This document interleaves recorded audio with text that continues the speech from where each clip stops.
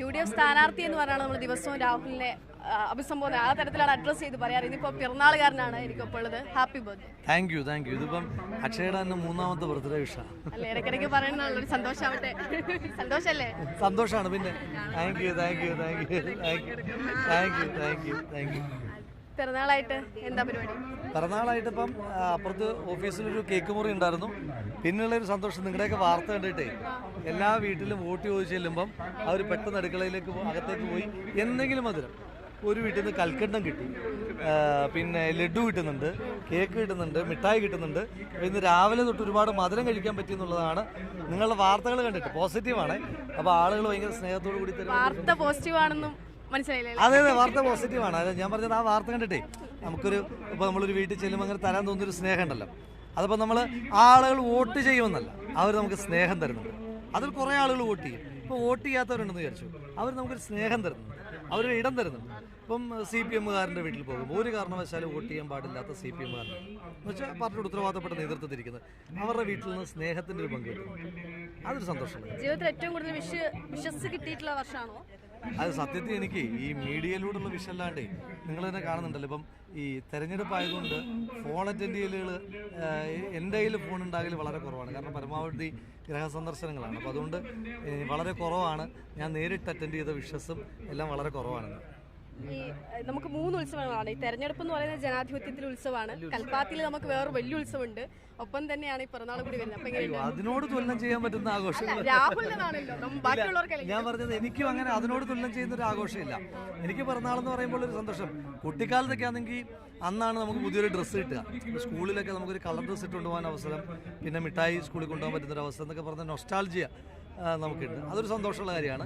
പിന്നീട് ഇങ്ങോട്ട് വളർന്നു വരുമ്പോഴത്തേക്കിന് ഇപ്പം ഈ അടുത്തായിട്ട് വീട്ടിൽ എനിക്കൊന്ന് കഴിഞ്ഞൊരു 10 വർഷം എടുത്ത് കഴിഞ്ഞാൽ വളരെ ചുരുക്കം ഒരു ദിവസങ്ങളിൽ വീട്ടിൽ പിറന്നാളുമായിട്ട് ബന്ധപ്പെട്ടിട്ടുണ്ടായിരുന്നു. പിന്നെ ചെയ്യുന്നത് ഏത് ദിവസമാണോ വീട്ടിലുള്ളത് അന്ന് പിറന്നാളിലൊരു സദ്യയൊക്കെ ഉണ്ടാക്കി, പായസമൊക്കെ ഉണ്ടാക്കി, ബന്ധുക്കളെല്ലായിടത്ത് ബന്ധുക്കളും നാട്ടിലടുത്ത സഹപ്രവർത്തകരെല്ലാം വന്നൊരു കേക്കൊക്കെ മുറിച്ച് അങ്ങനെ ആഘോഷിക്കലാണ് പതിവായിട്ടുള്ളത്.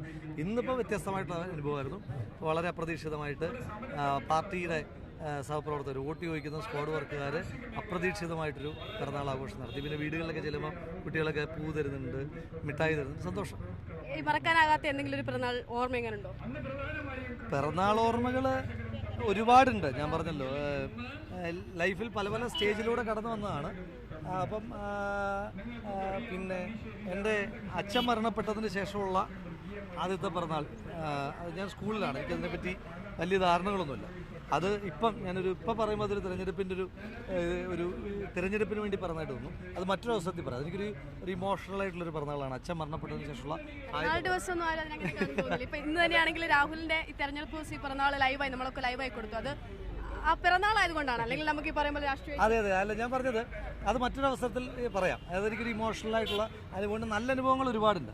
അപ്പോൾ കുട്ടിക്കാലത്തൊക്കെ പിറന്നാളിൻ്റെ പ്രത്യേകത എന്ന് പറയുന്നത് നമുക്ക് കിട്ടുന്ന പുതിയ ഉടുപ്പാണ്. പുതിയ ഉടുപ്പ് സ്കൂളിൽ, അപ്പം ഈ സ്കൂളിലെല്ലാ ദിവസവും യൂണിഫോമാണല്ലോ ഇടുന്നത്. അപ്പോൾ ഒരു ദിവസം വർഷത്തിൽ കളർ ഡ്രസ്സ് ഇടാൻ പറ്റുന്ന ഏക ദിവസം പിറന്നാൾ ദിവസമാണ്. അപ്പം പണ്ടൊക്കെ ഇപ്പം നമുക്ക് ആഗ്രഹമുള്ളപ്പോഴൊക്കെ നമ്മൾ ഡ്രസ്സ് വാങ്ങലുണ്ട്. അപ്പം നിങ്ങളൊക്കെ എങ്ങനെയായിരിക്കും? പണ്ടൊക്കെ എന്ന് പറഞ്ഞാൽ നമുക്ക് ഡ്രസ്സ് എടുക്കൽ 2 ദിവസമേ ഉള്ളൂ. ഒന്ന് ഓണത്തിന്, പിന്നെ ഒന്ന് പിറന്നാളിൽ. അപ്പോൾ അതുകൊണ്ട് പിറന്നാളെന്ന് പറഞ്ഞാൽ നമുക്ക് പുതിയ ഉടുപ്പാണ്. പണ്ടോട്ടുള്ളൊരു ഓർമ്മ പുതിയ ഉടുപ്പാണ്. ഇവിടെ മറ്റ് സ്ഥാനാർത്ഥികളൊക്കെ വിളിച്ച് വിഷ് ചെയ്തോ?